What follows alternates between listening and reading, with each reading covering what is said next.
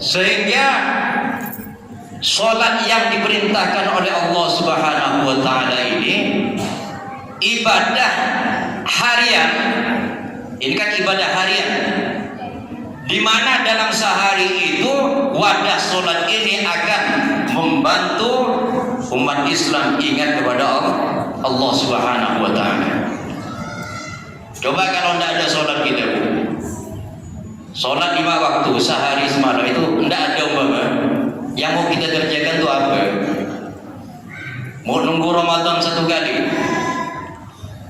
Apa kita harus beda dengan non muslim, harus nunggu sekali ketika masuk Ramadan? Apa mau nunggu ketika kita haji baru nampak Islam? Oh ini Islam, itu naik haji dia tuh. Justru dengan sholat inilah kita bisa dibedakan antara muslim dengan non muslim ya. Kalau tidak ada sholat, paling kegiatan kita ke pasar, kerja, cari uang. Apa bedanya dengan non muslim yang memang pekerjaannya seperti itu juga? Maka sholat akan memanggil ketika kerja, dipanggil ketika di kantor, dipanggil, baru ketahuan oh ini Islam. Rupanya yang di kantor itu ada Islamnya. Buktinya ketika sholat dia menjawab panggilan sholat.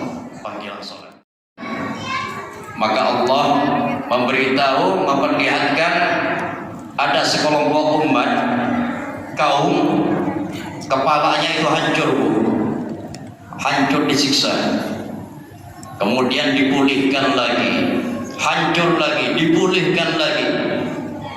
Kata Rasulullah, ya Jibril, ini gambaran apa? Jibril menjawab, ya Rasulullah, ini gambaran umatmu yang kepalanya itu berat untuk sujud, yang kepalanya itu berat untuk hadir ke sholat. Inilah siksaan bagi orang-orang yang tidak melaksanakan sholat. Jadi Rasulullah di malam Isra itu, di samping menerima wahyu sholat, hikmah lain bagi Rasulullah adalah pemantapan mental untuk mengetahui karakter umat ke depan. Maka setelah Isra itu Rasulullah tahu karakter umat kayak begini, Allah tahu karakter umat kayak begini, tahu. Ada satu orang memikul kayu, memikul balok, tidak mampu, posisinya itu tidak mampu, tapi minta tambah, ditambah balok kayu itu, makin tidak mampu, minta tambah lagi. Ini aneh, kata Rasulullah. Ya Jibril, ini kenapa kok ada orang yang sudah makin tidak mampu, makin minta tambah? Kata malaikat Jibril, ya Muhammad, itu nanti akan ada karakter umatmu, gila jabatan, gila pangkat, satu jabatan tidak selesai, tidak mampu, minta jabatan lain lagi. Jabatan lainnya kurang mampu dijalankan, minta tambah lagi. RT sudah menjabat, umpama tidak menguasai, kurang mampu dalam bidang RT, minta pengurus masjid lagi, umpama. Pengurus masjid, pengurus RT belum mampu dilakukan, minta caleg lagi, umpama. Ini Rasulullah sudah tahu karakter umat kayak gini. Ini orang yang amanah satu tidak tuntas, tapi tamak dalam jabatan. Sehingga para jemaah sekalian rahimahumullah, Rasulullah ketika selesai Isra, karakter umat ini sudah diketahui. Maka kembali kepada sholat tadi. Di dalam sebuah hadis Rasulullah SAW bersabda, as-salatu ummul ibadah. Salat itu induknya ibadah. Jadi kalau ibadah itu banyak, induknya itu ibarat binatang, ada anak, induknya itu pasti ada. Nah, ibadah itu ada induknya. Kenapa disebut induk? Karena induk itulah akan melahirkan beberapa karakter-karakter ibadah yang lain. Maka sholat itu setiap hari ada. Kenapa? Agar imbas sholat nanti itu akan berpengaruh kepada puasa Ramadan, akan berpengaruh kepada orang yang ahli sedekah, akan berpengaruh kepada orang yang haji dan sebagainya. Coba adakan survei sekali-sekali. Nanti Ramadan nih yang akan datang, survei. Ramadan berapa bulan, Bu?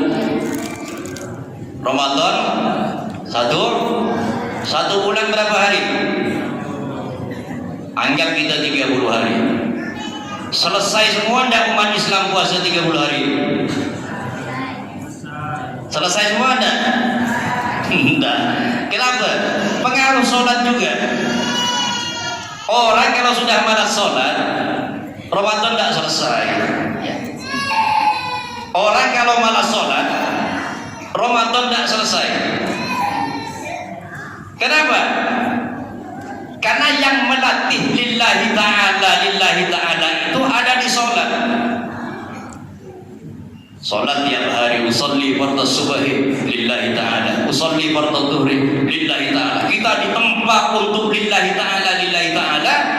Kalau sholat itu rajin, istiqomah, lillahi ta'alanya masuk, ibadah lain datang pun lillahi ta'ala, puasa datang pun lillahi ta'ala, sedekah datang pun lillahi ta'ala. Kenapa? Lillahi ta'alanya dilatih dalam sholat yang setiap hari 5 kali.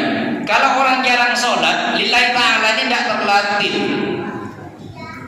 Maka ketika masuk Ramadan, lillahi ta'alanya masih jauh.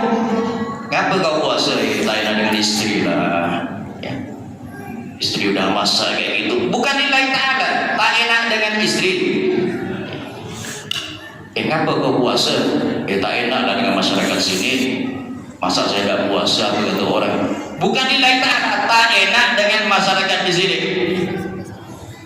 Kenapa? Lillahi ta'ala itu hanya mampu bisa dimantapkan kalau orang ini aktif istiqomah sholat setiap hari. Makanya sholat itu dikatakan ummul ibadah.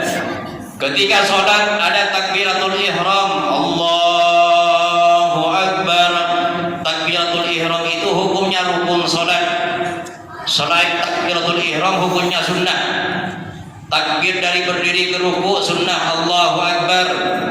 Dari i'tidal ke sujud, Allahu Akbar, itu takbirnya sunnah. Tapi kalau takbir pembuka, takbiratul ihram itu hukumnya rukun. Kenapa?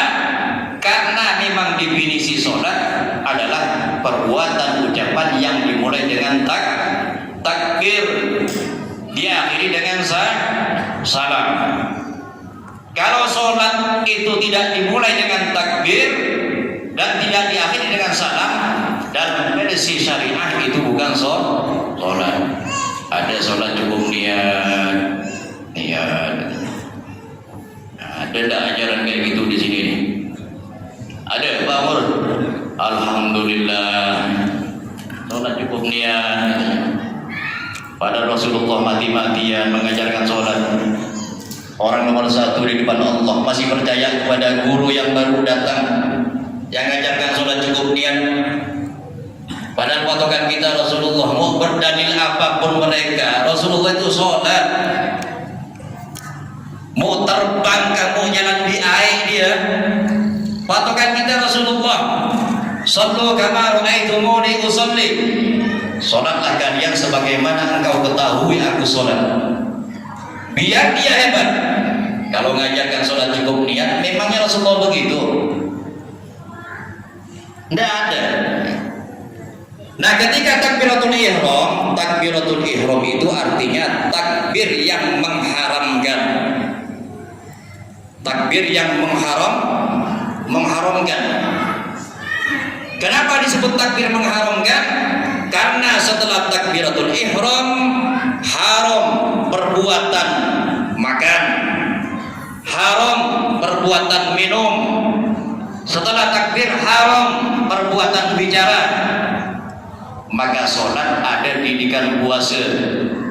Setelah takbir Allahu Akbar, biar ada harus puasa kita sholat. Karena setelah takbir dilarang minum, dilarang makan. Maka sholat melahirkan didikan puasa. Maka dikatakan induk sholat ini. Boleh tidak sambil sholat? Aduh saya haus nih, ada air ini. Batal. Karena kita dididik untuk puasa di dalam sholat. Maka kalau ahli sholat, insya Allah ahli puasa. Kalau Allah minta sebulan 30 hari puasa, dipenuhi. Yang tak memenuhi itu yang tak ahli sholat. Yang tak ahli sholat yang tak memenuhi. Maka setelah sholat haram makan, haram minum, nunggu selesai salam baru boleh makan. Berarti ada perbuatan yang sebelum takbir halal, tapi setelah takbir hukumnya haram, maka disebut takbiratul ihram, takbir yang mengharamkan. Orang sholat, fawalli wajhaka syatral masjidil haram, menghadap kiblat. Kiblat itu di mana? Di Ka'bah. Makanya ada orang berdebat tentang kiblat. Sampai ada yang mengubah masjid harus menghadap kiblat. Kiblat itu ada 3 versi. Bagi orang yang dekat dengan Ka'bah, itu kiblatnya harus posisinya lurus dengan Ka'bah.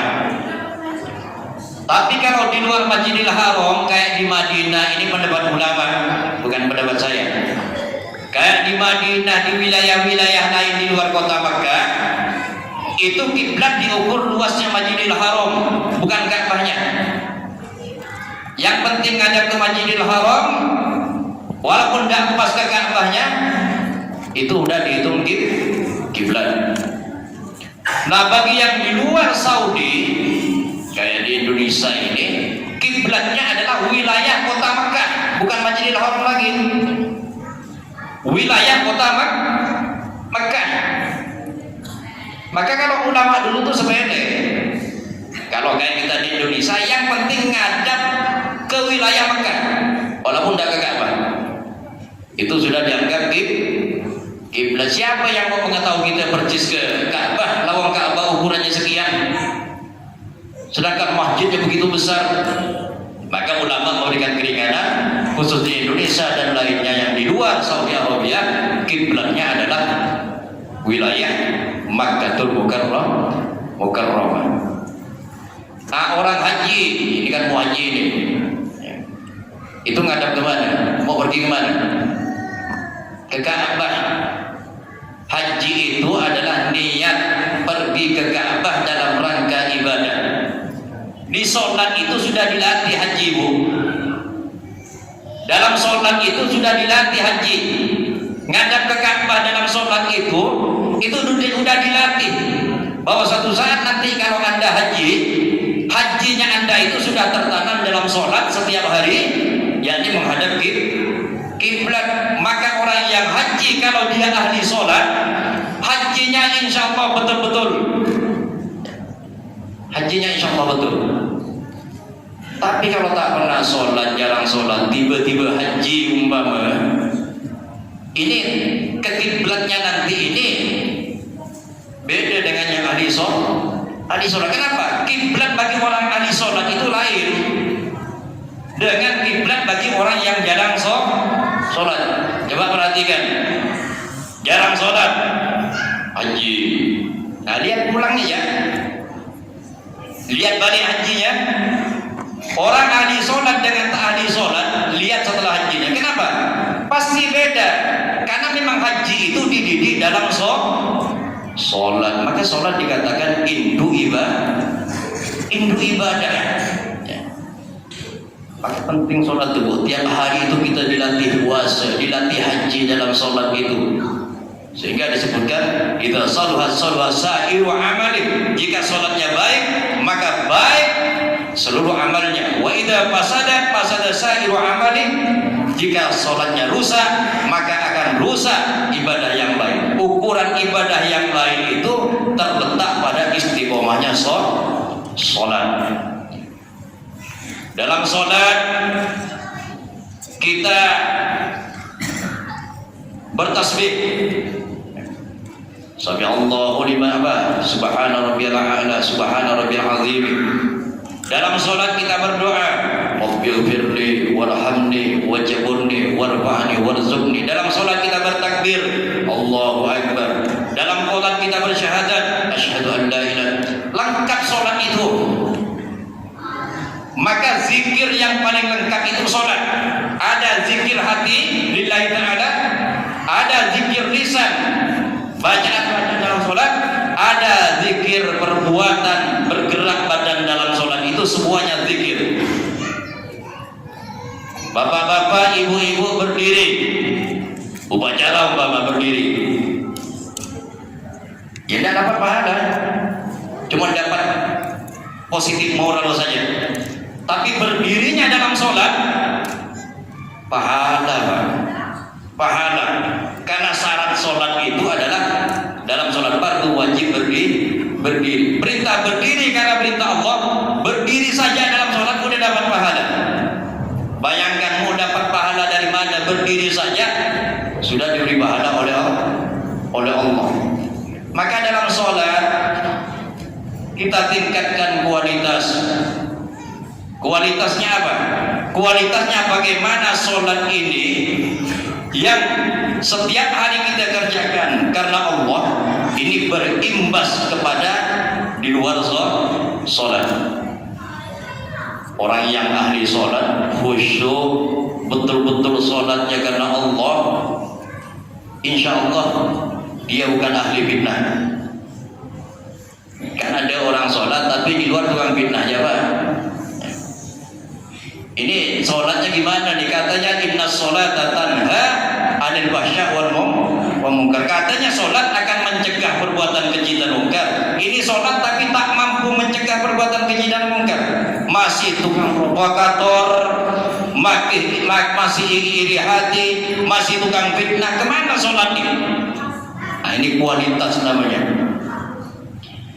Jadi ibu-ibu kalau mau sholat, ketika berdiri masuk sholat itu tarik semua pikiran untuk Allah. Artinya, ya Allah, saya mau sholat 5 menit.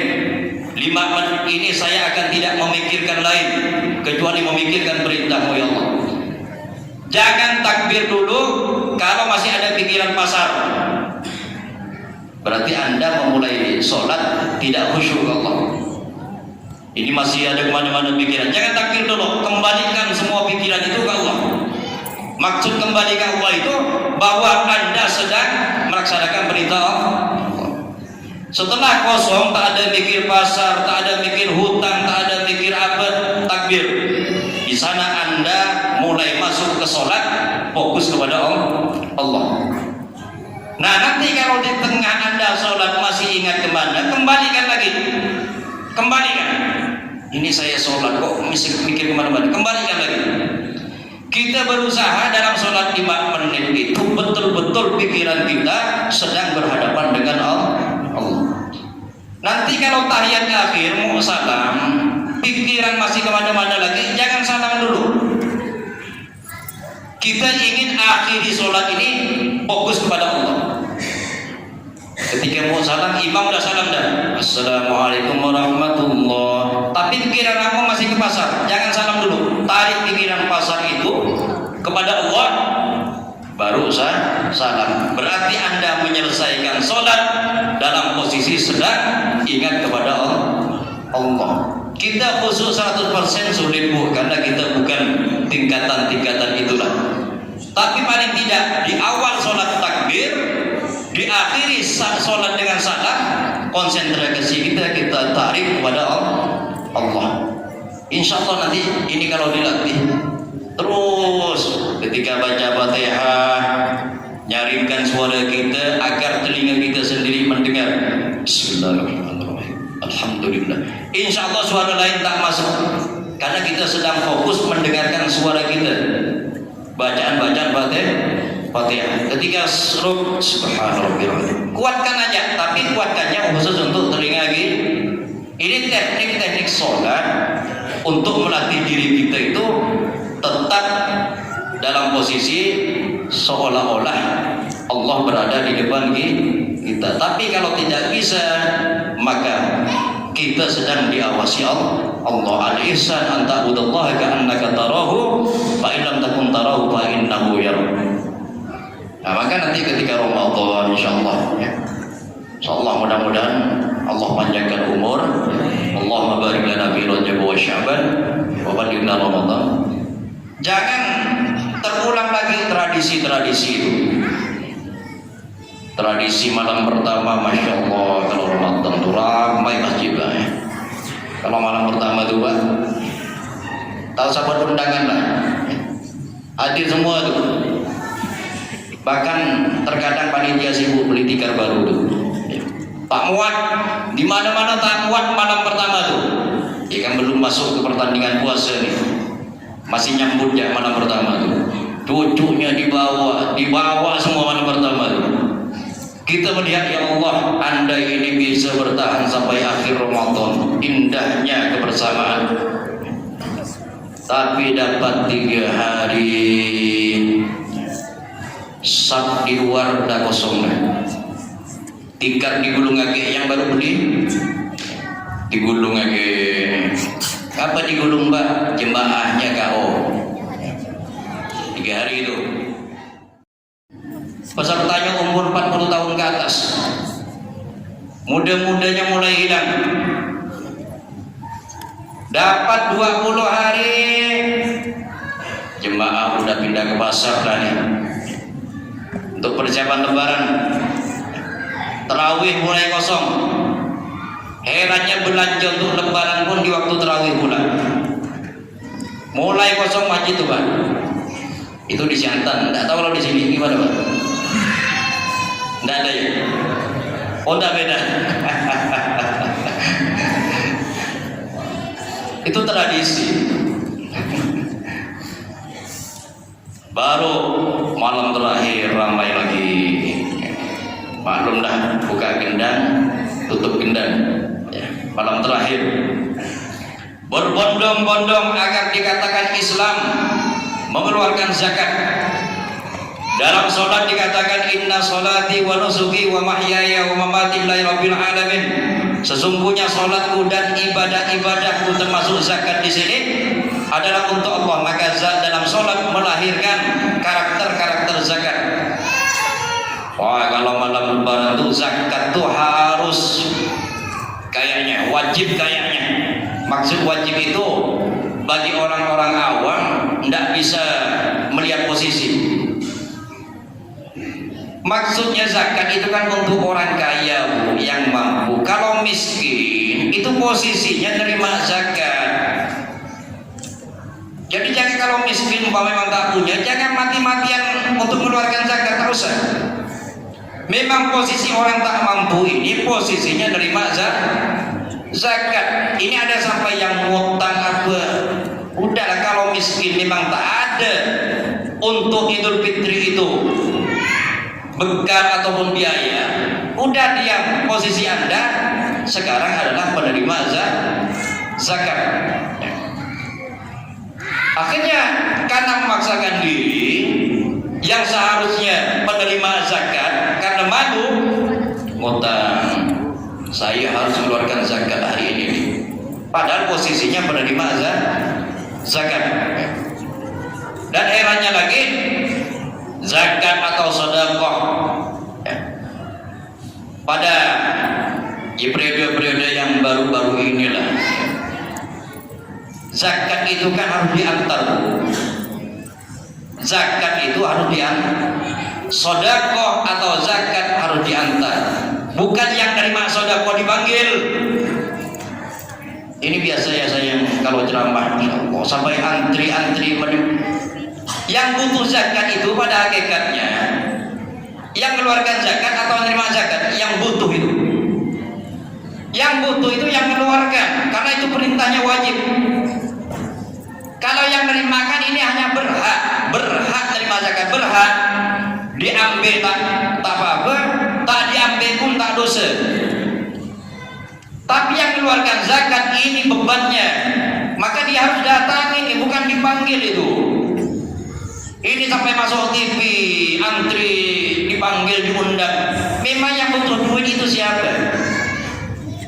Bahkan kata Rasulullah SAW, nanti di akhir zaman ada orang yang menjajakkan zakatnya nih. Zakat nih kayak apa, disayembarakan. Ayo orang miskin, siapa yang mau menerima zakat? Susah nanti orang yang mengeluarkan zakat itu mencari penerima zakat, kata Rasulullah. Kenapa? Di zaman itu orang kaya semua. Datang ke si A, ini zakat saya. Kata si A, aduh maaf mas, kita sekarang selevel. Ini kewajiban tidak dicabut oleh Allah ini. Wajib zakat ini tidak dicabut oleh Allah ini. Kalau tidak tersalurkan dosa yang punya duit ini. Tapi susahnya untuk mencari menerima zakat tidak ada. Datang ke si B saya mau zakat nih, kata si B, aduh baru semenit lalu saya dapat togel nih. Ya. Umpama kayak mendadak orang. Akhirnya mau kemana zakat? Jadi akhirnya orang yang mengeluarkan zakat sadar, ternyata tak ada orang miskin susah juga. Tidak ada orang miskin, orang kaya itu susah juga. Kenapa? Zakat kewajibannya tidak dicabut oleh Allah, tapi yang menerima zakat tidak ada. Orang udah kaya semua dah. Bahkan digambarkan oleh Rasulullah nanti di akhir zaman, tukang gembala kambing yang tak pakai sandal balik ke rumah, ternyata rumahnya gedung bertingkat. Kaya semua nanti orang itu baru. Maka bersyukur ada orang miskin. Anda itu enak, kewajiban Anda itu enak tersalurkan kalau ada orang miskin, tapi bukan ngaku-ngaku miskin, Bang. Ini ada BLT yang kaya pun daftarnya, ya. Mau ngaku orang miskin. Untung saat itu tidak ijabah doanya oleh Allah. Ya. Kalau saat itu ijabah doanya oleh Allah, yang kaya ngaku miskin, BLT miskin betul, tuh, Bang. Kalau bertepatan dengan ijabah dari Allah SWT. Maka kata panitia tadi, sedekah ini cita-cita mayat. Cita-cita mayat. Wa anfiqu mimma razaqnakum min qabli an ya'tiya ahadakumul maut fa yaqula rabbi laula akhartani ila ajalin qarib fa asaddaqa wa akum minas salihin. Mayat itu kalau udah sekarang atau orang udah mati, itu cita-citanya, ya Allah, andai bisa hidup semenit, andai bisa ditangguhkan umur saya ini semenit, saya mau sedekah, bukan mau sholat, mau sedekah. Kenapa? Karena setelah diperlihatkan pahala sedekah oleh Allah, ternyata besar luar biasa. Sehingga para jemaah sekalian rahimakumullah, jangan sampai orang-orang yang punya harta itu tidak bisa mengagendakan ibadahnya sendiri. Kan sayang Pak, punya harta banyak, meninggal, ternyata ahli warisnya yang menghajikan hartanya. Oh ini kan harta apa? Ayo kita agendakan haji. Mayat, aduh ngapa saya waktu hidup tak agendakan haji dulu. Kok sampai anak saya setelah harta waris kok diagendakan. Artinya mumpung hidup, agendakan betul-betul harta itu. Jangan ketika mati hartanya baru diagendakan oleh anak. Maka dalam hukum fikih ada pertanyaan, bolehkah berkurban atas nama mayat? Sebagian ulama mengatakan tidak boleh kecuali ayah pernah berwasiat untuk dikorbankan. Kenapa? Karena hakikatnya yang mengorbankan, yang berkorban itu anaknya untuk ayahnya, sedangkan ayahnya sendiri waktu hidup punya harta, tak punya niat berkorban.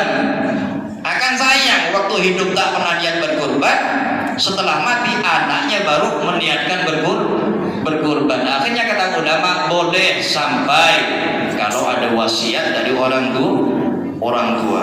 Ini artinya orang yang punya harta hidup itu terkadang tak bisa mengagendakan sendiri hartanya, keduluan mati. Naudzubillah min dzalik. Para ibu, para bapak sekalian, rahimakumullah. Jadi kembalikan kepada sholat tadi, ya. Kalau sholat dikatakan setiap hari, maka itu namanya wadah untuk kita ingat kepada Allah Subhanahu wa Ta'ala. Dan ingat kepada Allah itu harus ada aktivitas, Bu. Ingat kepada Allah itu harus ada aktivitas. Kalau kita sedang diam di rumah, itu belum ketahuan ingat kepada Allah. Yang disebut ingat kepada Allah itu ketika berjalan ada kemaksiatan, langsung ingat Allah, saya harus menjauhi kemaksiatan. Nah, di sini disebut ingat kepada Allah karena ada aktivitas menjauhi kemaksiatan.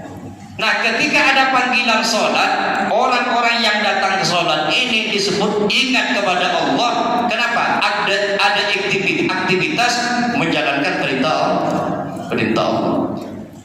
Tapi kalau ada ajaran cukup ingat, itu kan artinya menghayal kalimat Allah, hanya menghayalnya, menggambarkan. Udah disebut sholat katanya. Setelah ditanya, kenapa kau tak sholat? Kita kan beda makom, ya. Kita beda syariat katanya. Ya terserahlah, ya. Yang jelas Rasulullah sholat, yang jelas Rasulullah sampai bengkak mata kakinya karena banyaknya sholat. Saya ikut Rasulullah, guru sampai dia bisa terbang, bisa nyelam dalam air pun kalau sholatnya tidak sama dengan Rasulullah, saya tidak akan ikuti. Nah, orang-orang seperti ini harus ada, Pak. Ajaran-ajaran sesat ini memang harus ada. Bahkan kata Rasulullah, la taqumus sa'ah hatta yakhruja salasuna kadzaban. Tidak akan sampai kiamat, tidak muncul kiamat sampai ada 30 orang ngaku nabi. Jadi 30 orang ngaku nabi ini harus ada. Kalau tak ada, Rasulullah bohong nanti. Fungsinya apa? Fungsinya untuk mengukur iman kita. Kalau ada orang ngaku nabi berapapun orangnya, kalau tak ada orang yang ikut, mundur sendiri ngaku nabinya. Yang jadi pertanyaan, kok masih ada yang ikut? Nah, di sini diukur imannya, apakah iman kepada Nabi dan Rasulullah itu betul-betul kuat apa tidak? Buktinya, kalau dia betul iman kepada Rasulullah, kenapa ada orang ngaku Nabi kok masih ikut lagi? Itu artinya ukuran imannya kepada Rasulullah tidak kuat. Ajaran sesat kayak begini sudah ada dari dulu. Maka dari itu anak-anak kita terutama di komplek Duta Bandara ini ada TPA dukung, punya biaya dukung, punya ide dukung dan lain sebagainya. Kenapa? Man dalla ala khairin falahu mithlu ajri fa'ilihi. Siapa yang mendukung, memberikan jalan pada kebaikan, pahalanya sama dengan orang yang berbuat baik. Uang-uang Anda yang dimasukkan untuk TPA, untuk masjid, dan karena masjid itu akhirnya untuk sholat, pahala sholat pun Anda dapat. Kenapa? Karena Anda memfasilitasi kenyamanan orang sholat. Tidak sia-sia dalam Islam kalau sudah mengeluarkan harta untuk kebaikan. Kesimpulannya, para jemaah sekalian, rahimakumullah, mari dengan sholat yang 5 kali sehari semalam ini kita bedakan bahwa kita Muslim, kita bukan orang munafik, kita bukan orang durhaka kepada Allah. Sholat, dan dalam sholat usahakan 5 menit atau 3 menit Anda berjanji akan membawa diri saya dalam sholat tidak memikirkan apa-apa kecuali hanya seolah-olah berada di hadapan Allah Subhanahu wa Ta'ala. Masalah diterima atau diterima itu wilayah Allah. Ulama hanya membahas sah atau tidak sholat ini. Kata ulama sah begini-begini, ini tidak sah, dapat pahala, itu urusan Allah. Maka jangan putus asa. Ilmu Anda masalah sholat semampu Anda, sholat aja. Karena orang masuk surga itu ujung-ujungnya karena rahmat Allah Subhanahu wa ta'ala. Mudah-mudahan Allah pertemuan kita dengan bulan Ramadan. Mudah-mudahan Allah panjangkan umur kita bisa beribadah di bulan Ramadan, dan mudah-mudahan semua muslimin yang terlibat untuk menghidupkan acara Isra Mi'raj ini oleh Allah dilipat gandakan rezekinya, oleh Allah disehatkan keluarganya, oleh Allah dipanjangkan umurnya, dan mudah-mudahan silaturahim di antara warga Komplek Duta Bandara semakin dikuatkan karena iman dan Islam. Amin Allahumma amin. Sekian, dan kami ucapkan mohon maaf yang sebesar-besarnya. Wallahul muwaffiq ila aqwamit thoriq. Assalamualaikum warahmatullahi wabarakatuh.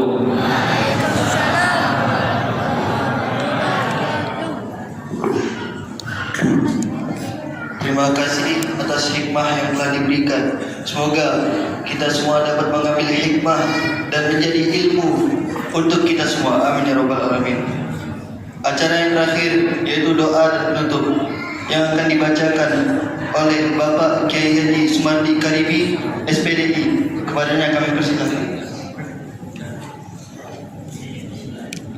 الفاتحة من الدعاء القبول بجاه الشيخ الرسول على هذه النية وعلى كل نية صالحة لرضا الله ولشفاعة رسول الله ولقضاء الحاجة في هذا الجماعة.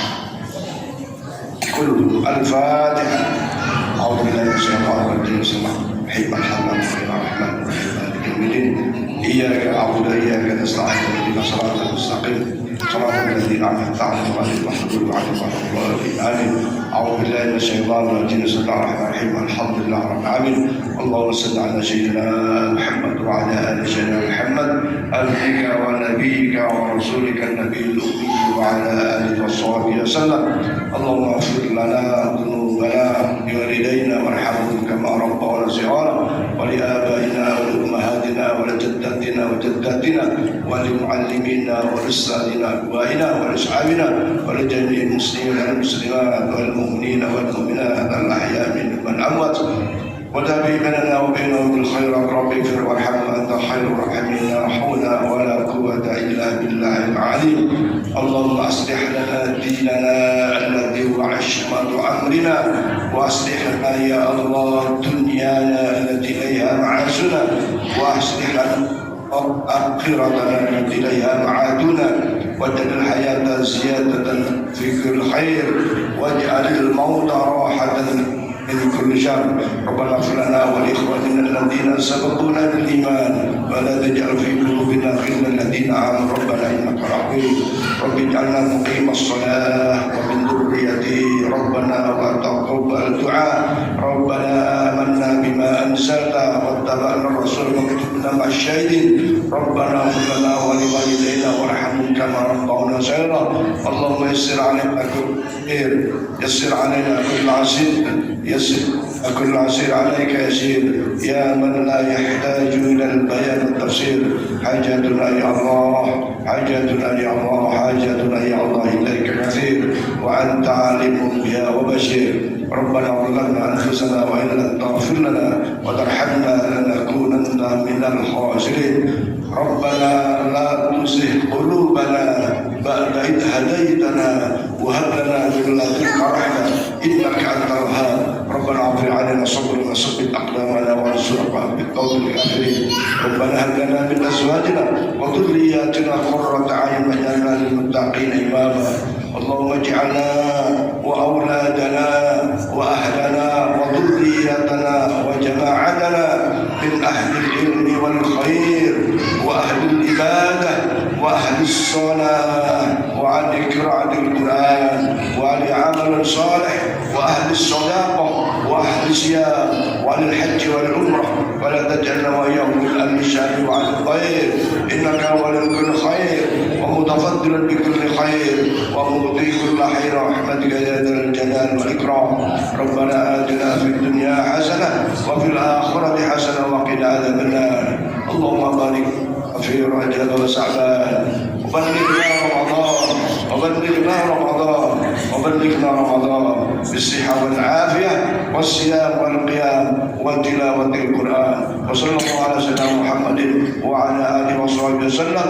دعواهم يا سبحانك اللهم وتحياتهم يا سلام وآخر دعواهم أن الحمد لله رب العالمين. تقبل الله منكم منا ومنكم تقبل يا كريم.